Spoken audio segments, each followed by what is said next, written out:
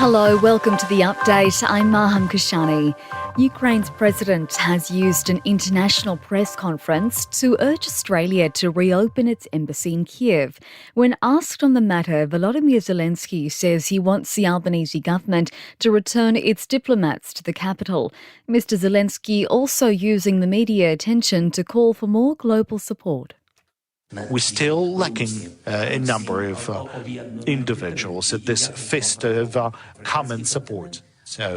And I'm talking about the African continent, the Latin America. It's also very important, and I would really like to have a conference and a meeting, or rather a summit, with the Latin American countries and Ukraine.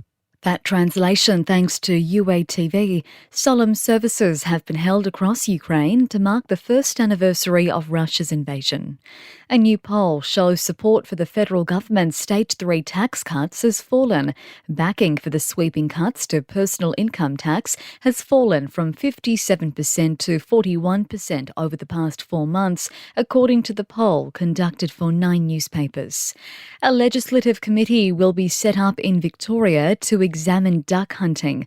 The committee will hold public hearings with hunting associations, animal welfare groups and regional communities. Despite protests, duck hunting season will go ahead this year from April 26 to May 30.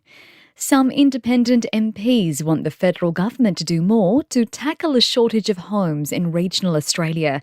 Labor's target of building 30,000 new homes has been criticised for not going far enough. Independent MP Helen Haines is calling for more investment in local infrastructure to ease the housing crisis. We're in a situation we have never experienced before, and that is we have a massive shortage of supply. As a result of that, the cost of housing has exponentially increased. Police in New Zealand say 23 people are still unaccounted for after ex-cyclone Gabrielle hit the country 2 weeks ago. Authorities are trying to reach people whose loved ones had registered as uncontactable. And Kylie Minogue has joined a star-studded lineup to open WorldPride in Sydney overnight. The pop princess kicking off her set with her hit spinning around before bringing out a surprise guest, her sister Danny, to close out the night. The Mardi Gras parade returns to the CBD tonight.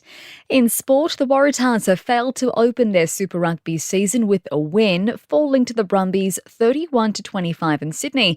The Chiefs beat the Crusaders 31-10 in the other game. In cricket, South Africa has set up a showdown with Australia in the Women's T20 World Cup final after defeating England by just 6 runs.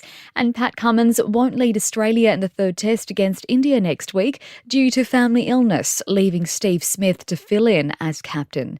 In entertainment news, Melbourne's Marvel Stadium has been turned into Harry's house. Harry Styles giving 50,000 fans the show of their lives at the venue last night.